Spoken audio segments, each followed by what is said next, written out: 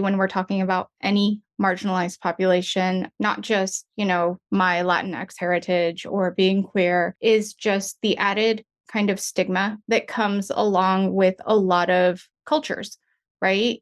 So when we think about being able to access treatment, ERP, or whatever it may be here in the States, a lot of folks here are able to go on kind of this linear path, right? I think I might have OCD. I'm going to Google the symptoms. Here's the symptoms. I'm going to reach out to somebody.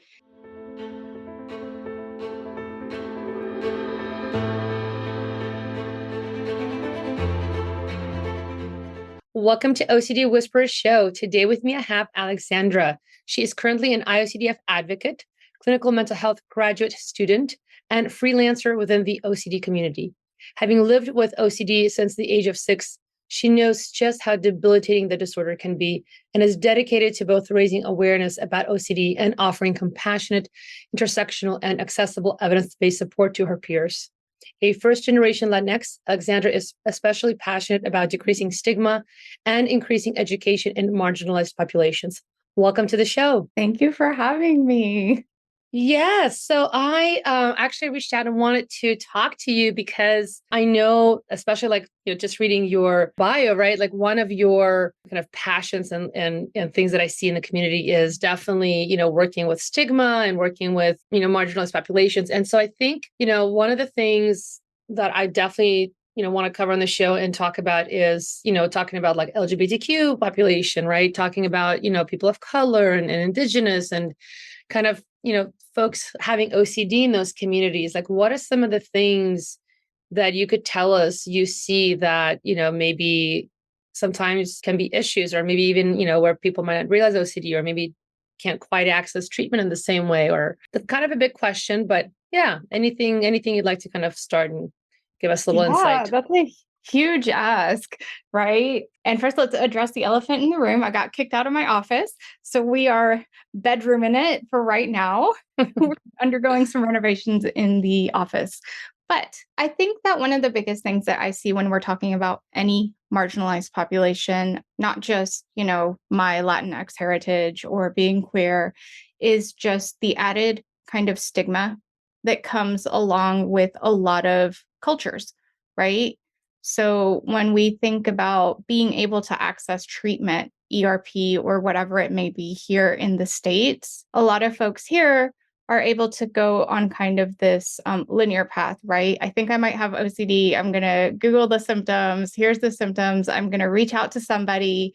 And although maybe they don't get treatment the first time they reach out, they're able to access treatment after a while. In places like Puerto Rico, where I'm from, or in other countries, or even indigenous peoples, there's so much shame and stigma around even talking about mental health that a lot of folks, maybe they get to the part of Googling it, but once they realize it's a mental illness they're looking at, they may not even feel that they can reach out for help. So I know that's something that happened to me. No, that makes sense. I mean, the one thing that I'm thinking of, and again, it's different, but I think, frankly, the cultural component is really big. And I think it really can't be understated, right? Because in different cultures, yeah, there's just a whole different way that you operate, mindset, values, judgments, right? Community, societal expectations, et cetera. And, I think you're exactly hitting it on point in terms of, I think sometimes maybe there's a forgetfulness that perhaps, and I'm going to put it out there, but I think in the States, there's more kind of discussions in ways that I think maybe people don't, or maybe we forget sometimes that like this is not how it is in the rest of the world, man. Like people don't, like people are not actively really out don't there. talk about it. Yeah. Not about, LGBTQ stuff really like that, like not quite about mental health things. It's almost like certain things are more okay, like alcoholism. I've seen in some cultures, even though it's not cool, but like it's like globally almost more accepted than to say that you're depressed or you've got some other issue going on. And oh no, don't do that. Don't air that laundry out there. Yes, absolutely. And I love that you said don't air that laundry, because I think that's a lot of it, right? And that's not to say that we have it easy here in the States or that things are perfect, because we know they're not. We can acknowledge that and also say that there is additional stigma in other cultures or in other countries, right? I know that, for example, in my culture, it's kind of seen as not being faithful enough as far as religion goes, or seen as a weakness to receive treatment for your mental illness or to even have a mental illness. And I had people tell me that, the reason that I have mental illness is because I am possessed by a demon and that I just need an exorcism, or that I was being weak and I just needed to get over it. And I think that sometimes here that's not understood, right? It's seen as bringing shame upon your family to have a mental illness for so many other cultures. And so it's not just not talked about, it's actively discouraged from being Yeah. talked about. And so when someone reaches out in that culture to get treatment, there's this whole additional barrier of feeling that you're going against your entire family and that you may very well be ostracized from your family. And so when you talk about airing that dirty laundry, that's exactly right. Family members would tell me, don't tell anybody that you're struggling like this. Don't talk about it because you're going to make our entire family look bad. Yeah, you're actually hitting on I think another really big point about family and the whole family structure and dynamics. I think that that is an important piece that again, things are different and that's fine, but just that is a pretty big important difference when, it's not as individualized. It's a lot more the we and the us and kind of the cohort, the collective as the I. And so, I jokingly would say that sometimes, your time alone is when you went to the restroom. And a lot of the other times it's everybody together. You all go to the store together, you all, take walks, you have some space, but essentially the family unit really is more what's at the core, the center. Right. And so then how's this going to impact the whole unit? Absolutely. And that was my family. Like you're talking about my family. We did everything together. From when I was very young, it was always my parents and my brother and I everywhere, restaurants together, going shopping together. We were not allowed to have the doors to our rooms closed, which is super controversial in the United States, right? But in Latin America, a lot of the times that's the way it is. Children are not allowed to have that much space to themselves because it's a collectivist culture. Yeah. And so when we're talking about then on top of all that, something like OCD, or even on top of that, like LGBTQ, and I apologize now if I'm maybe missing some other, but basically when you bring now that in the room, I definitely know that like with anything LGBTQ related cultures like that, that's already going to be extremely anxiety producing and panicky and shame and guilt, and just it'll make your head spin 1,001 ways. And then if you're being OCD in the room, right? And if it touches any of those topics, I can already imagine the kind of, tornado. Yeah, yeah. It's a tornado.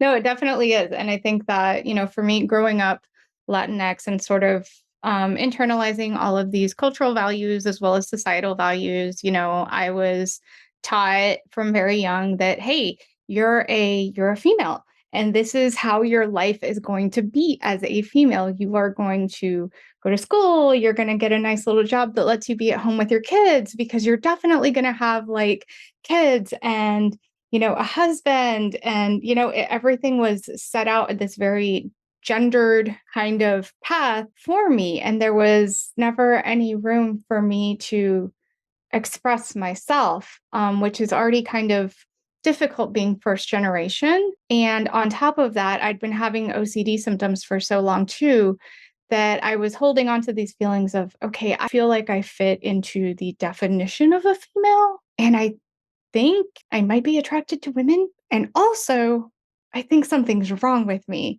because I'm like 8, 9, 10 years old and I'm laying in bed all night not sleeping because I'm thinking about death. So there's like a lot of stuff wrong with me. And as a child, that's really heavy to hold on to. As I got older, a lot of my, doubts from OCD kind of started creeping into my sexuality. And I remember college being the first time I could kind of try to express that. And of course, them being met with the stigmatizing comments of, you're just a fence sitter, you're not bi, you're not non-binary. That's not a thing. You have to pick a side. And OCD latched onto that and was like, well, you're probably not. There's just something really wrong with you that you're thinking these ways. I didn't know it was OCD at the time, but it made expressing who I was and being my authentic self really, really difficult. As I'm listening to that, I guess the question I really have now that I want to ask is because I'm going to assume, and I know it takes a lot of courage and strength and trust to, be in that journey and really get to a place where you just start to claim it like this is who I am, this is what it is, right? And then to understand finally that all the stuff I'm dealing with this whole time is in fact OCD, which that in itself is just, it could be a big sense of relief, but also then of course it's like another set of things I gotta now figure out. But if anybody's listening right now and kind of relating to this on any level with, from their own culture and then their own perspective, like I'm sure people would be wondering, right? Like how did you get through that? How do you manage that? How do you, when you're in that and, it I'm sure brings up questions about, am I going to be rejected by my family or, am I going to be ousted? Am I, like the whole, for humans, belonging, safety, trust are kind of paramount in terms of our own development and growth, right? So really we're talking about that now is something that comes in question. So how did you? Huge ask. And I think, it's important to sort of put out there, it didn't happen all at once. Like I didn't just, find out I had OCD, go get treatment, and then come right out the gate swinging like, this is who I am and screw everybody else. It was a process and it started with being diagnosed and getting the right treatment, which I did ERP and I found it really helpful. And as I built a relationship with my therapist and trusted him, was encouraged to do things like go to support group, that's where I really started to feel not just less alone, but empowered to start talking about my experiences because I'd carried all of that guilt and shame and stigma for so long. And I never had like a name for it. I just knew that it was a part of me. And as I got to express myself in group, I found I feel a little bit better about showing who I am. And then I started to seek out advocacy. As I sought out advocacy, I found two people who I think were really influential in kind of coming out, who were Chris Tronson and Allegra Castens. I saw them being out and it really inspired me to take things a step further. And first I came out to my therapist, then I started coming out to my close friends and family. And, it is really scary. I think being in therapy and also being in support group was a huge, huge advantage because I had that built-in support to where when I did get rejected sometimes or made fun of or questioned, I could lean back on my other support systems. Had I not had that, I might have just gone right back to where I was. So I think the way you do it is you find another support system. You find support outside of those family systems, as hard as that may feel. And, sometimes as unfair as that feels, right? Like I shouldn't have to do that. My family should accept me. But if that's not the way it is, and I value living authentically, then I have to find that support elsewhere. Yeah, I mean, I think that's huge, right? Because end of the day, I think we hit these crossroads where we have to make decisions, right? Of who I am, and I can keep hiding and kind of let it keep swallowing me up, really. Or yeah, I take that just one step, like you said, right? And just focus on that one step and get that done. And absolutely, I don't think I don't know any humans who can do any of these things by themselves. That's just, I don't know. I don't know who. I know every person I ever talked to, no matter how strong or confident they may seem, but they have somebody or something, right? So, whether it's finding literally like, I know plenty of people who will go to like subreddits and, find a community that way, or they might Google and find like a peer group that way. Yeah. Some might find, at least one friend or one person that they can actually talk to and be honest about, but somebody, something, somewhere, so that, yeah, you're creating for yourself, right, that safety. And like you said, you do have to get through that point of understanding, like, yeah, I shouldn't have to, but yet here it is, right? It's really hard. I think that's one of the hardest parts. And I think that's at the heart of acceptance, right? Of anything is that sometimes things in life are unfair and we can choose to, either kind of let that be a barrier, or we can let it kind of be what it is and move forward regardless in the ways that we're able to, right? We might not be able to remove that barrier, but we can work around it the best we can. And I think that's, the case with my family. I mean, starting with my therapist was to me the most sort of plausible, like safe thing to do. Yeah. And then slowly, I found community online. That was really where I started on Instagram. My Instagram page was really just a way for me to find folks who also had OCD. And from there, it just kind of snowballed. I love it. That's actually really cool. Yeah. I mean, I that's actually one of the, I think, the advantages we do have in this modern days. We have technology that evolved in this way, right? That we can find some forums or communities or some places where we can start to connect. It was literally just me going, I wonder if there's other people out here, because I got a taste of it in support group. And I said, I want to talk to more people who are like me. And from there, I started volunteering with the IOCDF. And the cool thing about finding community and finding a place that is safe for you, and finding places that are safe for you on multiple levels, is that you start building these really amazing relationships that fulfill different needs. And I know what happened for me is one day I looked back and I said, life is still kind of unfair and I can't be out everywhere. And not everyone accepts me or understands me. But also, I have some really amazing humans in my life who do. And so they get to be kind of my chosen family.